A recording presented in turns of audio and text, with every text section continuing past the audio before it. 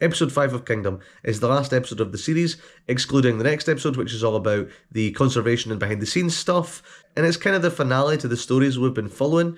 So this episode opens up where the last one left off with the cliffhanger of the bushfires approaching the lions, and this is probably the best resolution to any of the cliffhangers we've had, in that it does kind of have an impact. It still gets resolved pretty quickly, but it basically burns down the area that the lions were living in, so they've got to move and basically head back towards the area where the wild dogs and hyenas were, which kind of set up like an interesting confrontation, I think. I was kind of like, okay, cool. It did feel like a proper setup for a finale. However, Storm is dead now. She was killed by a crocodile, unfortunately, so the wild dogs are pretty much in disarray. Coming off the last episode where they were the dominant force, and we really cared about the wild dogs, they're completely disbanded now. There's only a handful left, kind of just piddling around in the area. And then also Tenta and Tandala are both dead. And the hyenas, so they're also in disarray. And like we explored in a previous episode, they're all attacking each other. There's no dominance. They look pretty rough. A lot of them are pretty scarred. So the whole feeling I had of the lions moving back towards them and this epic confrontation being set up completely falls flat because there's ultimately no confrontation. The lions just step back in and resume dominance.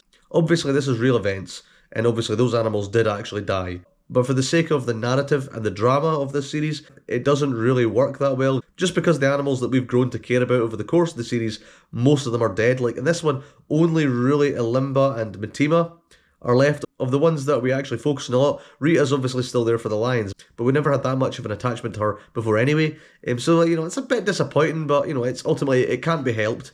And the lions do get the bulk of the screen time here. The lions are actually quite good here. We see them moving north with their cubs, and they cross this river, and that is the best sequence in the episode. It's a really good sequence. We see the lions crossing the river. They know there's crocodiles there, and that's obviously, pretty dangerous. And the crocodiles do come for them. This pretty small crocodile goes for one of the cubs, and the lions are able to chase it off. However, the rest of the cubs are still across the water, and we see the small crocodile kind of go for that one again, and you're kind of like, well, the lions will probably be able to fend it off as well. However, this much larger crocodile comes in, and it just takes the cub, and there's really nothing they can do. And it's quite sad because the other cubs are calling out. The timing of that much larger crocodile sweeping in, it was really well done. It really created a sense of urgency because you're kind of like, oh, okay, that crocodile, they'll probably get rid of it, and that one comes in, and it completely changes everything. I thought that was really good. Best part of the episode, and one of the best parts of the series. I think the series did a very good job of showing you that the drama that takes place on land between all the other predators like the lions, the leopards, the dogs, the hyenas, ultimately, when it comes down to going near the water, predator or prey, you're all meat to a crocodile. And the lions do get quite a lot to do.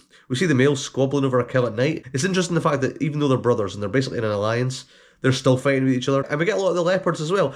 Less of Matima than I thought. We see Matima moving in, and it looks like she's going to try and take over Elimba's territory, which is what I suspected last week, because I suspected that Elimba would probably die in this one. We see that she's still struggling to catch things. She's got a porcupine quill stuck in her neck. It looks pretty grim, but ultimately Matima just kind of disappears at a point. She's not really in it anymore. She presumably went to another part of the Luanga National Park, out of Nsefu. That was a bit disappointing as well. And as we get towards the end of the episode, we start wrapping up the storylines.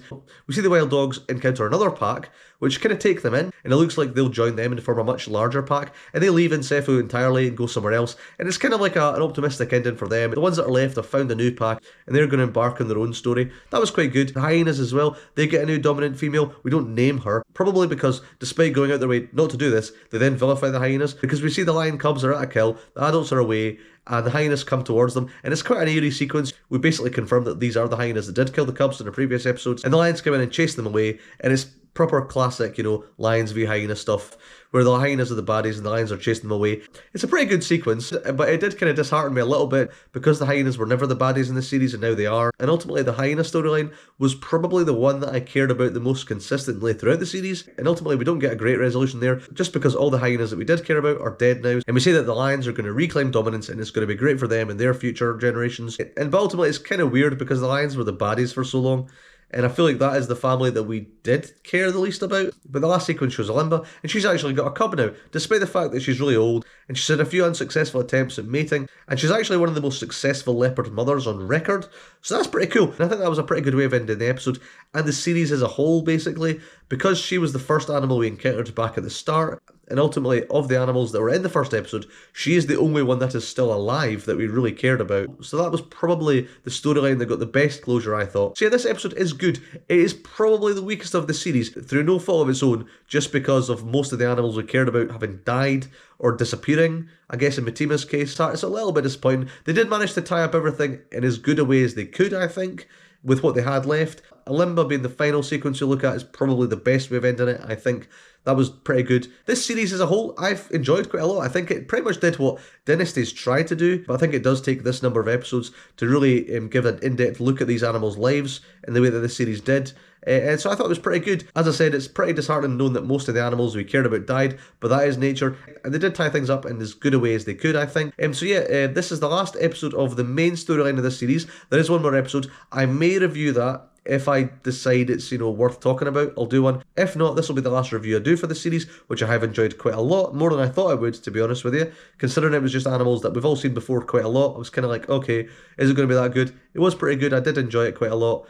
So yeah, if this is the last one I do for the series, I'll be going back to Green Planet, so look forward to that. Let me know in the comments below what you thought of the series. Did you like it? Let me know. And as ever, feel free to like, comment, and subscribe, or don't if you don't want to. It's perfectly fine. And I'll see you next week for whatever I'm talking about. So yeah, I'll see you then, and goodbye.